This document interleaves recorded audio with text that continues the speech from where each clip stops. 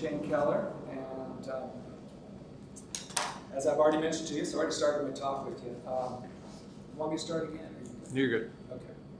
So, yeah, designing, let me factor up here a little bit too.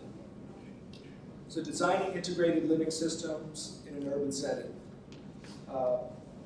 permaculture.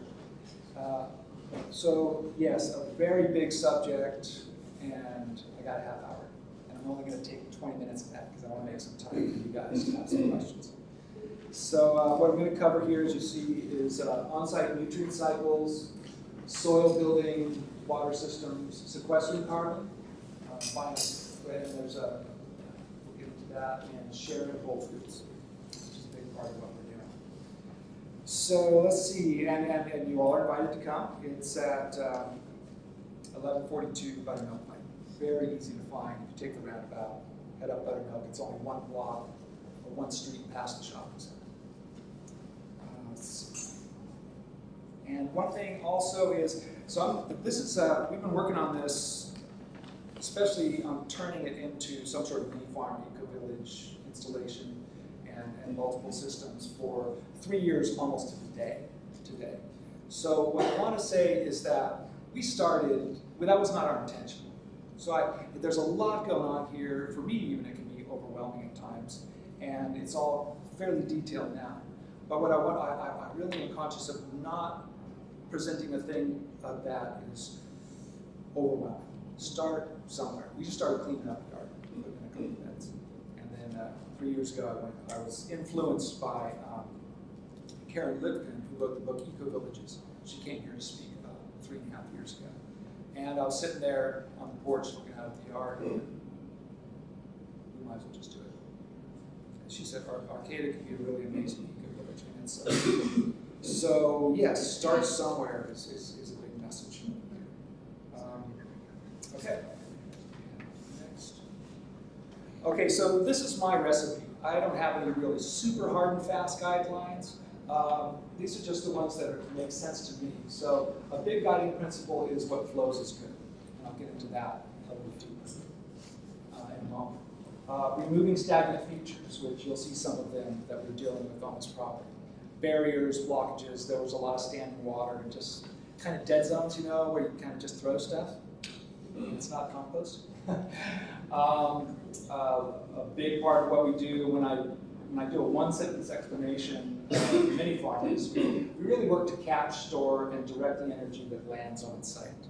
So that's sun, that's water, that's the nutrient cycle that's on site, and really turn it into itself and create a self-sustaining loop as much as possible. For me, simple, pleasing look. I love, more wild forests, and this is more the Zone 1, Zone 2, mostly Zone 1 permaculture. You're going to be growing your kitchen garden quite a bit, herbs, and we are working on and establishing a food forest, just starting that right now. And then systems design requires systems thinking with systems language. And so that's going to look like, instead of talking waste stream, which is linear, like it somehow just ends, we're talking nutrient cycles. And words like integrated, interrelationships, and connectivity between systems. So we're looking for a self-reinforcing language. And for me, that's, I think probably most of us were raised in a culture that gave us very linear messages and thinking and language. And so just, for me, and I think for a lot of people, there's just that little switch that starts seeing this whole web happen and how everything's working together. So that's a little bit of this also. If you're going to deal with design systems, you want to look at the complex relationships, wind, water, soil, microbes, what have you. Okay, so yes, what flows is good. One of my main guiding principles. So yeah, we're looking at wind, water, sunlight, pathways, movement, and desired function. So for me, another guiding principle is form follows function. Right? And function is the energetic flow. So that could be the energetic flow of the planet, of the sun, of the wind, of the water on site, under the ground, flowing off the ground. the light coming and being captured through photosynthesis, through photovoltaic systems, and what have you. And then, of course, what the people want on the site. When I design for somebody, it's really an honor because I get to kind of step into their dream, into their vision. And I put myself as much into their desire for what happens on the property. And then that's kind of my thing, is to move into that imaginative space and see how things interrelate as much as possible. And so that's also the personal energetic flow. Like for us on this site, we wanted to really maximize as much food production as possible,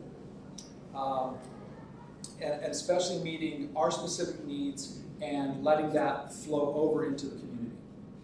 So, and like on the last slide, it was to catch, store, and direct the flow for the people on site's benefit and for the community's benefit. So I see it kind of like a little Aikido, taking sunlight and energy, benefit as many people as we can. Connect functions, you'll see a lot more of that, but again, the same things: water storage, compost, nutrient cycle, and what have you. Don't get lost in the parts in the form, and I, at least at times, do get lost in the parts because there's a lot going on. If you come visit the site, you'll get a good taste here, but you'll really see, wow, there's a lot going on. It's an adjustment for me. I am moving from my history for about 36 years in gardening and farming has been in biointensive. Got away from double digging some years ago, but now I'm moving more towards regenerative methods, which are no or low till, and using more nutrients on site rather than getting them off site as much as possible. So, and not all who wander are lost. Take risks. It's fun, and leave the judge out of the mix. It's a good journey. Okay, and so there we are.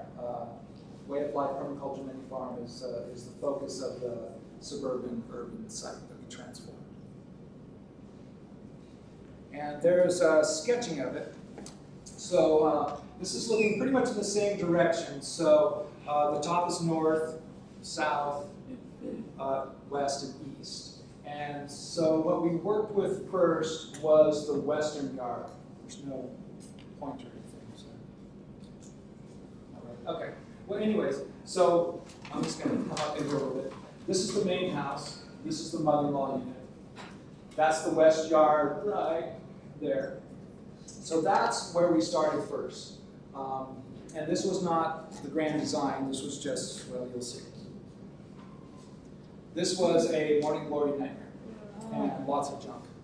So people have lived there for about 10 or 12 years, did a medical marijuana grow in the garage and dumped their soil there. And they did kind of a garden, and then they were away for a number of months after they moved out. And morning glory just took over. This right here at the bottom right is a water faucet.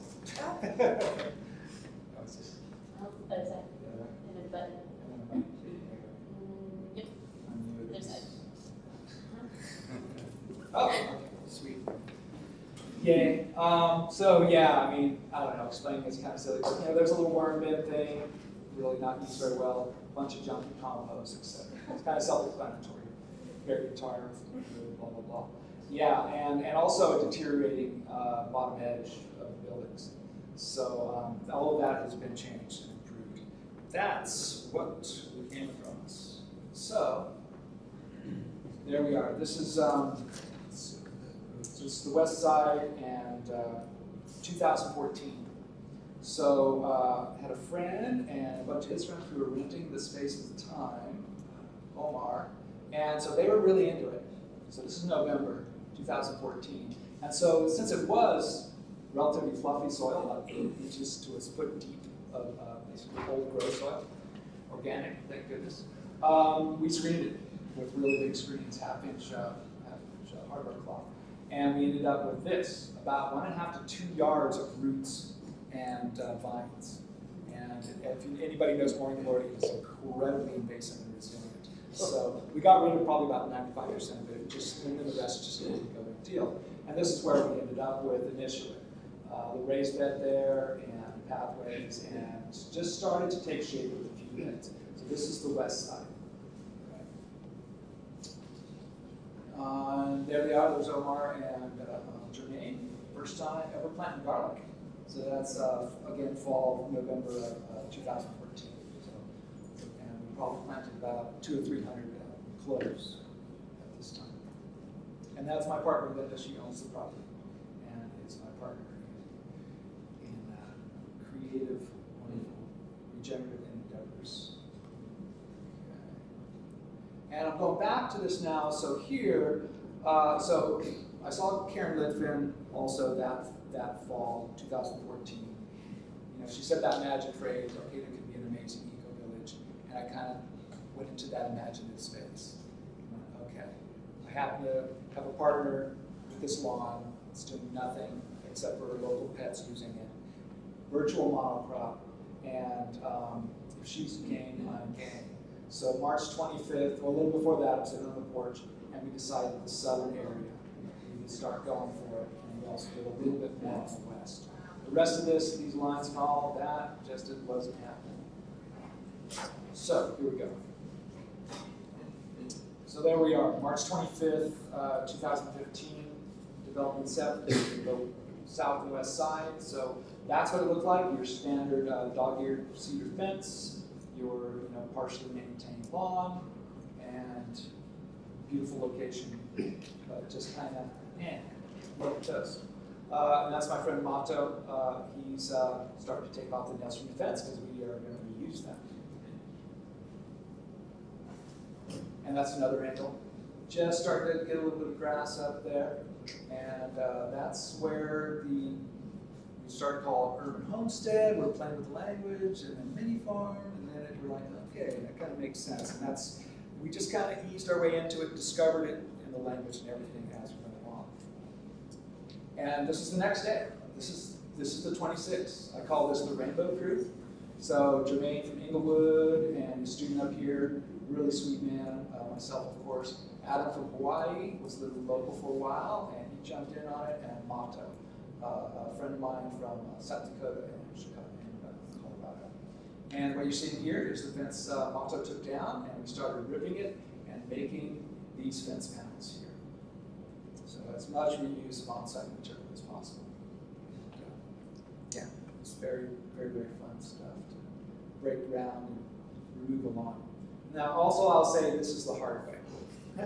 Cutting sod and piling it. And this was April 11th, so just 2 weeks later, we had more of the people in the household and a bunch of people in the community just going down on it and getting it done.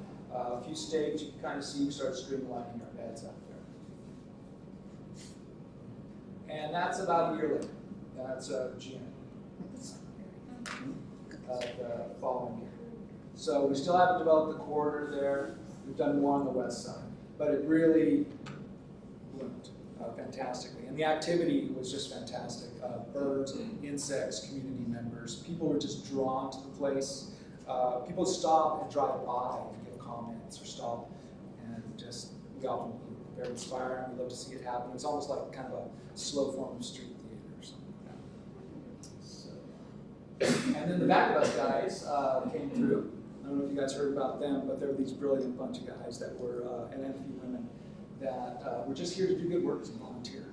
So we fed them and did a lot of great work. So this was the last of the mounded sod, and they banged off the dirt, and we got this together, called the pie bed. That's what takes care of the rack in our corner, buttermilk and Crescent Way. They were a great crew. They helped us get our big tank in also. And there we are. That's this is the one, June 2016. So from grass to garden. And 2016, we produced 1,627 pounds of organic. Yeah. So one of the places we modeled after was Path to Freedom Urban Homestead in Pasadena. They've been going at it over 30 years, the family, and they produce 67,000 pounds of food a year. So you can't believe it until you see it. And we don't actually weigh things anymore. We did last year. So, but it really, yeah, is doable to provide a lot of fresh organic food. And this bed, I'll say, right this one, so these are butternut squash. First time I planted them. It's a 4 by 16 foot bed, so 48 square feet. It yielded 120 pounds. Blew my mind, and then I got to make roasted butternut squash soup, which is like my favorite.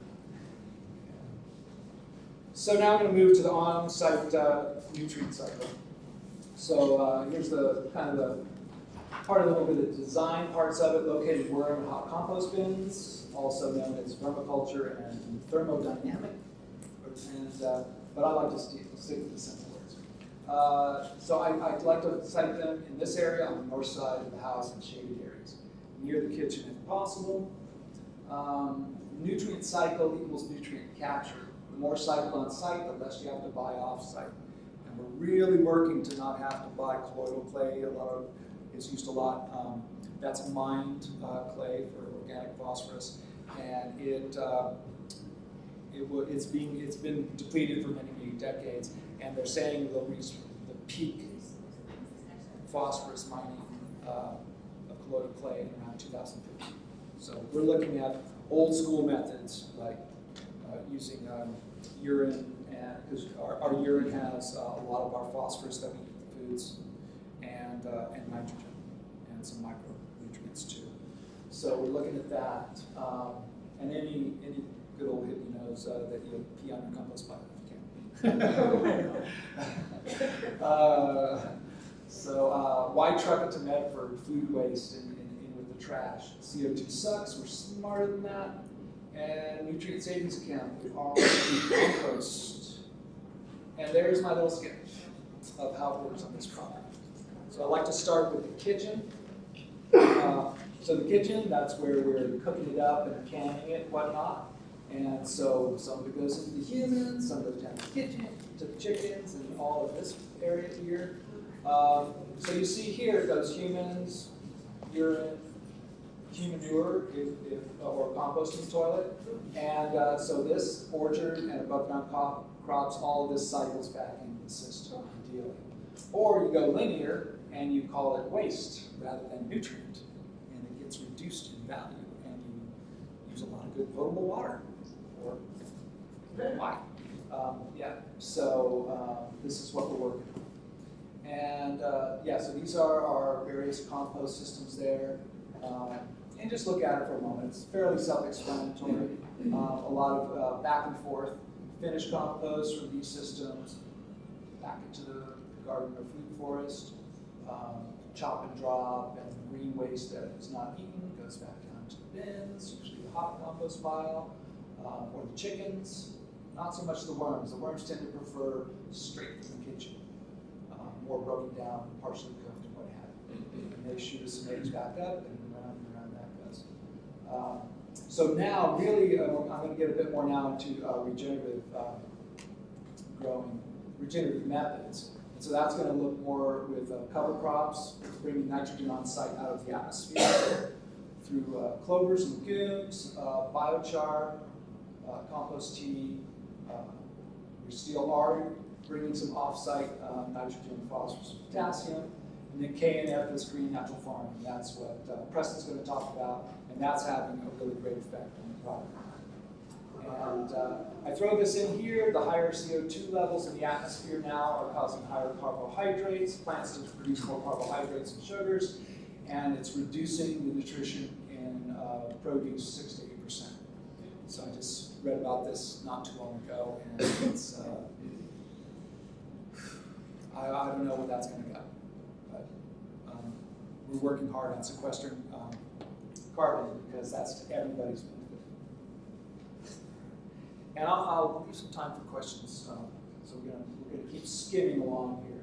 So soil building, abundant microorganisms. So these are the main things: compost, animal manure, composted with many worms. We're lucky that there's a horse ranch up the street, and they've got a lot of great worm-filled compost there. Horse manure compost. Green manure, clover, vetch, etc. Biochar, charged, and again, K&F, green natural farming treatment. So that's how we're really building out the abundant microorganisms, which often is called like the ecology of the soil. And that's why we don't till or do very little. Okay, so I'll go to our nutrient cycle. Eel wormy, here we go. This is a 3-compartment lateral worm bin here. So we can load it up and start harvesting one, let it sit, finish off, while both households there continue to use it. And then here we also have another worm bin, also in a tub. And, so that's a big deal. That is some high quality stuff, and that's the nutrient capture. From the kitchen to the worms, screened to the garden, growing food, back to the kitchen. And this is our hot compost system. So here we've got 3-bin system also, and this is where you have to do the larger volume cooking. And it's 3 compartments, so that we always have one we can flip one of the piles into. And kind of see a tub there a little bit. The empty bin is where we store our material for the next round. So that's going to be our onion skins, things that worms don't eat, and things that the chickens might not eat. The chickens eat almost everything. And then I use a lot of truck bed liners because they're virtually indestructible. And also, they're really tough, virtually impervious to weather. And also this is another example of really the limited space you have, that we have, is typical in an urban environment. So it's a lot tighter, more compact designs. You're in the rural area, you just throw a tarp over it and make it hot, way happy. So that you'll see a lot of that. If you come out, you'll get a real understanding of how kind of how the system flow and design is pretty tight and interrelated. Like right here is our chicken enclosure and coop, and so they're well positioned to rake out their places, their pen and all, and bring it right into the system. And there they are. And we're also now using, underneath their perch, they also sleep here. They don't prefer being in the coop except to lay eggs, which is kind of cool because we don't have to clean that much. And we put biochar down in here, and it takes care of the smell, and it charges the biochar, and we end up with some really great we add that to the compost, and that really creates a higher quality compost and nutrient reservoir. So, and then Preston will talk more about the compost and green natural farming inputs for the tea. Soil structure. So it was a pretty nutrient dark rich but clay still, the soil in the front yard and all. Other than that backyard potted grow soil. So this is what we use the 4 things that we use. Beach sand really helped break up the clay. The potted soil on site, we spread it out throughout the property for the most part. Added more biochar, and we're really going for that now. It's often I refer to it as a gas tank. It's also in literature referred to as reef or cells, and that's the acronym. It's basically the wood cells, walls are the pure carbon. That's what's left, so it's almost like a honeycomb where nutrients and microorganisms can live and be readily accessible. And that's why plants often grow 50 to 100 times bigger with biochar in the soil. And then KNF, Korean Natural Farming, opens up hard soils. Question about biochar. The one you buy process or you make your own? I don't understand the biochar front. That's right after the water systems, and that's a perfect question because we do both. The answer is both. Yeah. All right. So the water capture, water system. So we, fair enough, we went overboard in a few ways here on this property. So, so we put this in 2016. If you recall back, that was at the 5th year or so of the drought. So we were kind of thinking, all right, we're in climate chaos period now, in the next who knows how many hundreds of years, whatever. A little bit way of being a bit more resilient is to catch 2,500 gallons of water, and this filled up in 9 days. Wow. So it's a great system, and so you'll see a couple of different ways that we would. So basically 2 ways to capture water. In-ground storage, the permaculture saying, where's the cheapest place to store water? In the ground. And so we did contour ditches that catch it, slowly percolate it into the soil inside. We have a pond that is sketched out but not in yet, and if you go to the site, you'll see where we kind of traced it. And so that's kind of the in-ground storage. And then roof catchment, we've got the 2,500 gallon tank, which I call an equilibrium, or it's also called a closed system. We've got 250 gallon barrels that are filled up, but we haven't plumbed them yet, other than they have a spigot. And so that's in the works to plumb those off the roof. And also this one's in the work right now. We have water coming into and kind of passing through the coop, and the intention was to get it through a 5-gallon bucket system with those little nipples that go on the bottom, and then they can come tap. So we're working on that too. Very close. That'll be this spring we'll have those in. And so here you see it. It's a closed glued pipe system off of the downspouts. So this is the capture line with a first flush right here, and then it's all filled up. Then we have some valves to turn it on. If the tank's full, then this is the overflow towards basically a standard downspout. And that's actually all plugged into a French drain system now. And the same tank, and this is the pumping mechanism. So eventually it'll be a pump house. But this is a 110 volt sprinkler pump. It takes it from the tank and into the system with about 6 spigots spread around the property.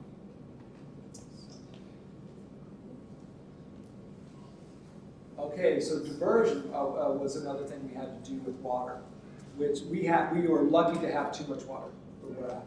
We're at the foothills of the Sunny Bay Forest and really close to the bay. So the water table's really high, and we have way too much water and need to manage it for about 6 months out of the year, 5 or 6 months. So we did simple soft pipe French drains, soft and pipes, so soft just mean with cloth, some piped, sloping dugout paths with soft French drains under them, and then path material on top, usually rock or chips. And we still need a drain under the sidewalk at one low point because we're still filling up the walkway in the greenhouse.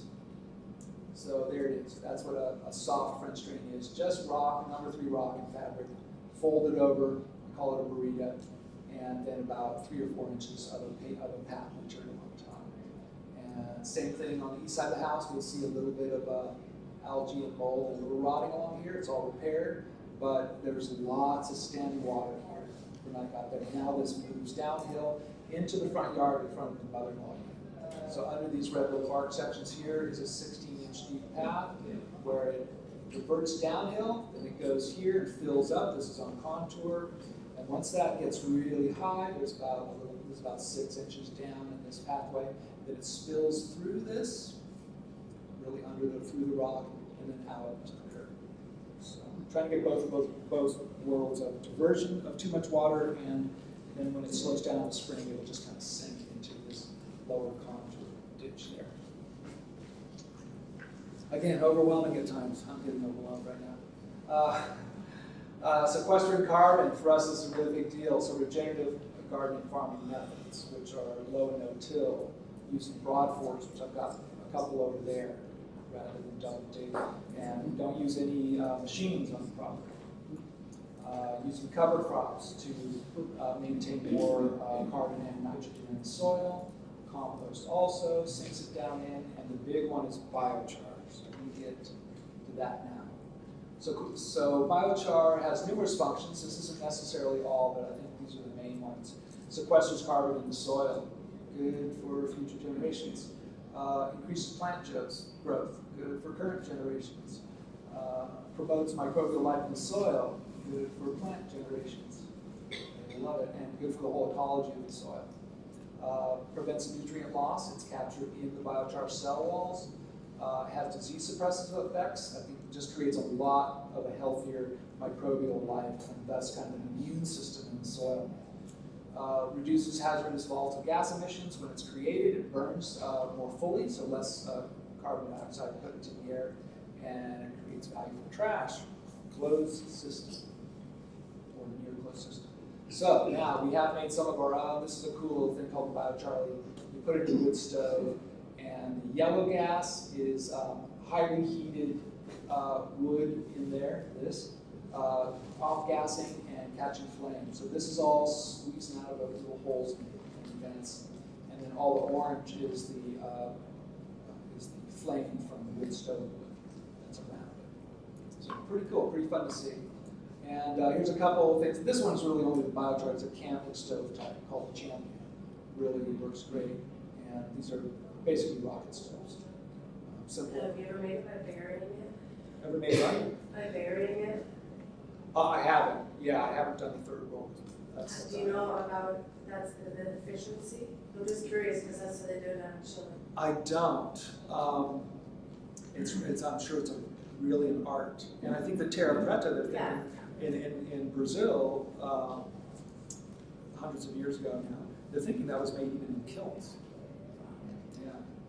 Fascinating stuff. It really is. I really encourage you to check out biochar. It seems too good to be true, but it really is amazing. Biochar kiln, you'll see a lot of this online, pretty simple. 55-gallon barrel with a retort chamber inside. So biochar is made from hyperheating without oxygen cellulose material. So you don't burn it into ash. That's how you retain the carbon. And just a little bit. This is a cool third world model I've got. Really fun to cook and make biochar at the same time. You end up with a great product. Or sell in third world countries for farmers. And we went all out this year. We were going to buy a yard. We got a yard in southern Oregon of biochar. And they had a bag that wasn't quite 2 yards, so they couldn't sell it as a 2-yard bag, and they just kicked it to us. So we got a lot of biochar we're working with. And so I came up with this method of in-place charging. Usually we do it in containers over a couple of weeks or a month with high nutrient solution, and often with worm castings or compost. So we're doing this because we got so bloody much. This is what we do. Soak it, sandwich it, mulch it. Sharing whole foods, the funnest part, the real reward of it all. And it kind of speaks for itself. Family, friends, neighbors, Food for People comes often, a food project, and occasionally a sale. We're really focused on it because we've been mainly installing and designing the systems. We hope to get there. That's actually at another place across town, a garden that I did, and a good friend of mine, Chow. So people love it. Sierra from Food for People over there on the left. Jerome, one of our best customers, man, he is a vegan and just loves it. He brought a friend just to show him how awesome it was. And it's efficient. Food for People is there, and it's really, really a pleasure to share what this property produces. Yeah. So, every person firmly committed to transition advances the entire human community. And I really believe that this is true, and this is what we're doing. So a lot of people are leaving the mess, what I call collapse culture, hiking up out of it, trying to read the signs, the symbology, and move into integrated living systems, however you want to call it. So let's see. I got one last thing. So this is what we're doing. And we're more kind of on the edge of this, trying to create it larger than just a yard, one place. And we found in these 3 years or so that one of the results is that we get to spend time with some amazing people. Got to hang out with Ron Finley a week ago.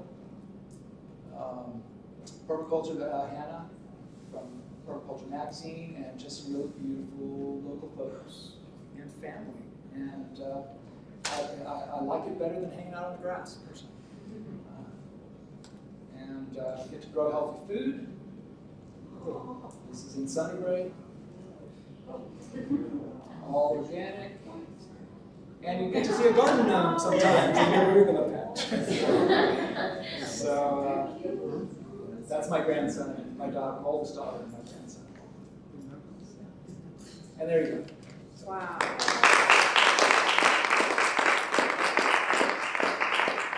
So I really don't have time for questions, and I'm disappointed in that, unless a couple? Okay, all right.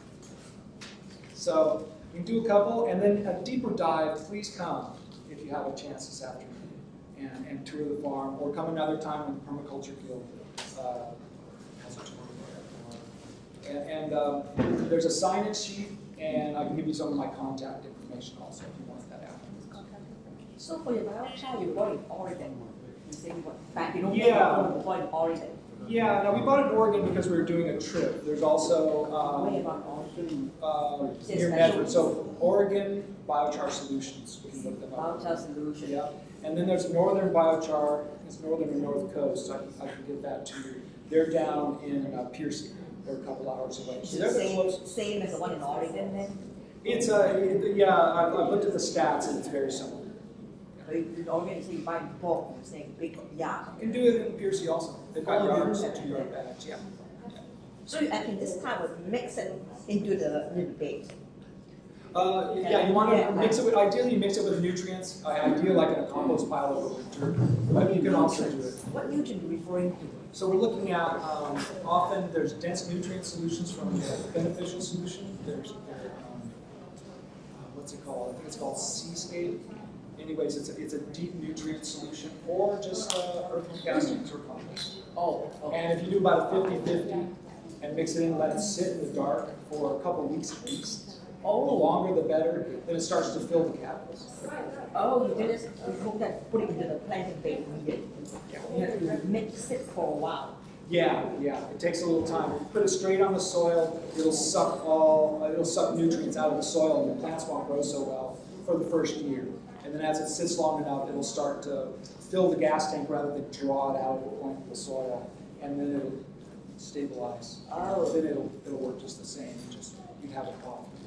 Oh, I didn't realize that. Okay. Beneficial Solutions on South G, they also sell biochar, all charged, pre-charged too. So I recommend them. Also. What do you mean charge? Means they put a microbial nutrient solution in it, let it sit for a while, and they sell it. So charged means filled with the nutrients and microbes. So you can use it immediately. Yes. But the one in Oregon, they don't, That one is not charged. not charge. All right. So you said with the increase of CO2s, the food's producing more. Carbohydrate, sugars, yeah. And so that's a larger percentage of the mass in vegetables and fruit in what's been studied recently, that's been discovered. And so you've got all the other nutrients are kind of shoved out a little bit. And there's less per volume of fruit and vegetables. Yeah. And as CO2 increases, it may keep basically kind of forcing plants to take on more carbon and thus create more carbohydrates and kind of edge things, take up a little more space in the plant and in the vegetables. That gave me a nasty visual of how the planet's going. Yeah. So we're trying to, I make a distinction between what I call collapse culture and regenerative culture. And so me and my partner and my friends like Preston, we're going all in on regenerative culture. We feel it's our responsibility as adults. Okay.